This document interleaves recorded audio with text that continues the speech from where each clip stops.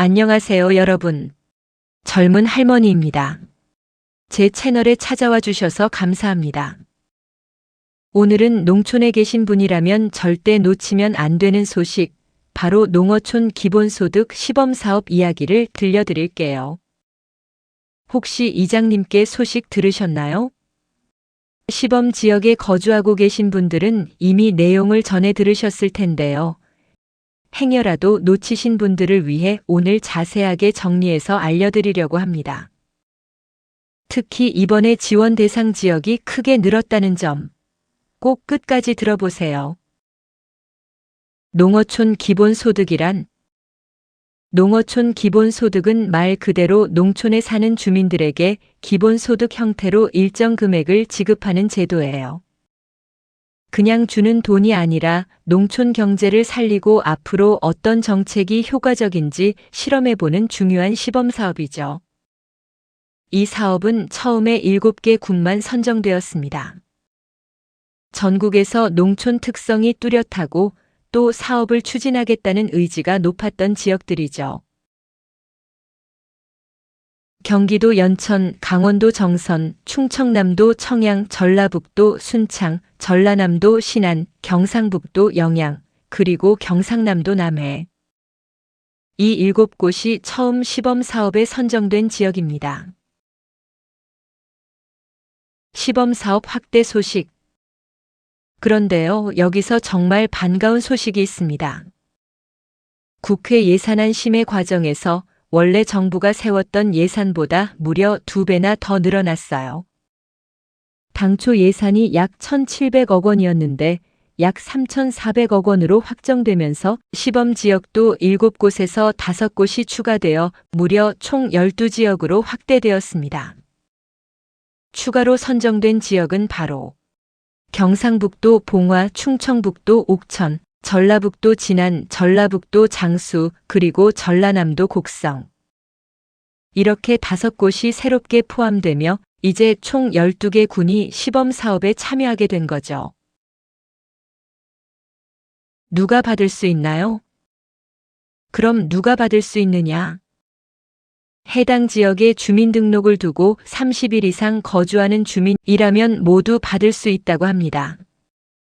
2026년부터 2027년까지 매월 15만 원을 연령이나 소득 제한 없이 지급한다고 합니다.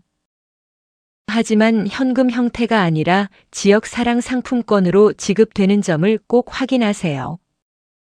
그래서 지역 안의 가게나 마트, 식당에서 사용할 수 있고 결과적으로 농촌 내 소비가 늘어서 동네 경제를 살리는 효과도 크게 기대되고 있습니다.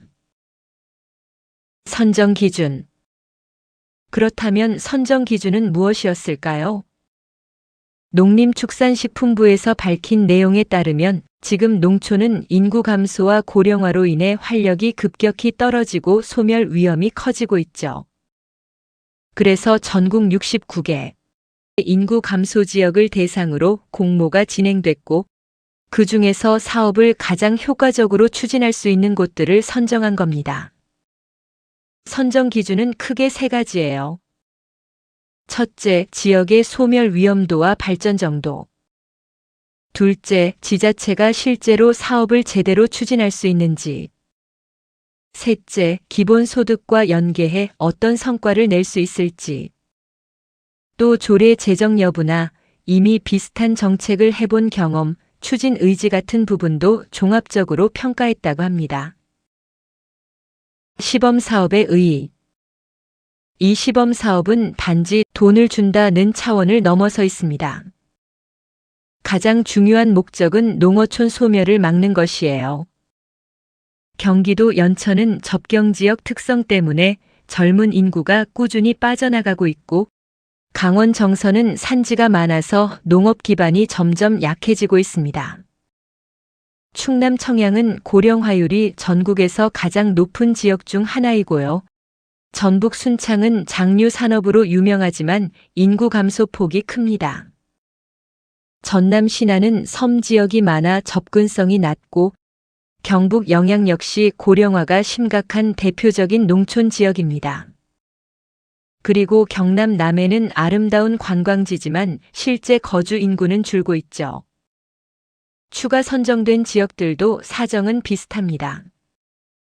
경북 봉화는 산골 지역 특성 때문에 인구 감소와 고령화가 동시에 심화되고 있고, 충북 옥천은 대전과 가깝지만 군 단위 지역 특성상 젊은 층의 유출이 계속되고 있습니다.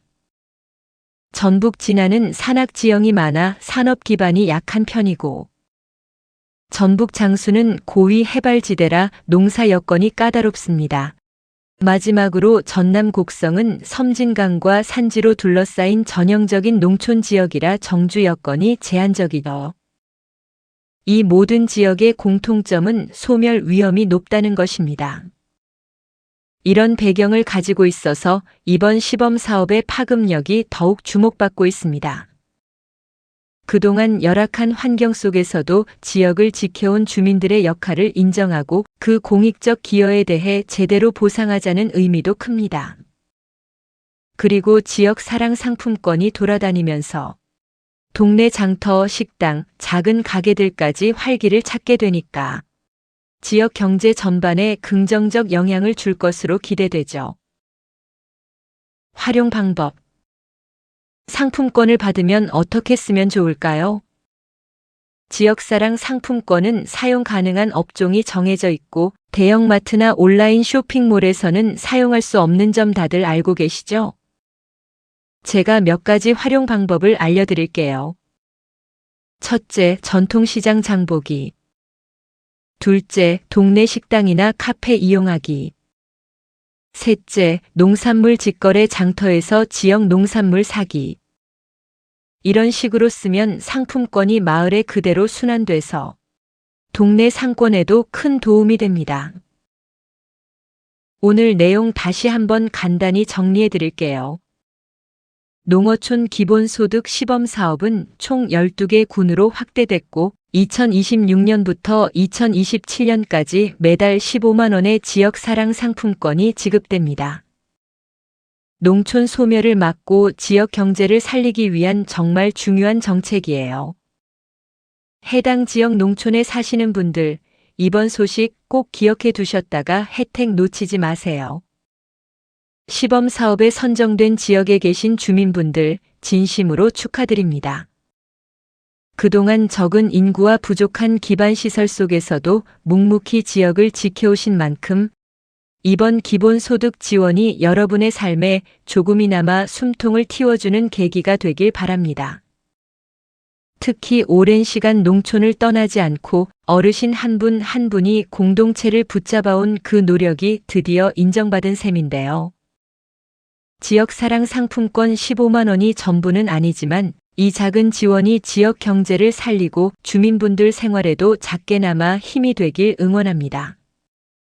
앞으로 더 많은 농어촌이 활력을 되찾고 지금보다 더 살기 좋은 고장이 되길 진심으로 바라겠습니다. 오늘 내용이 도움이 되셨다면 좋아요와 구독 부탁드리고 건강하고 행복한 하루 보내시길 바랍니다. 시청해 주셔서 감사합니다.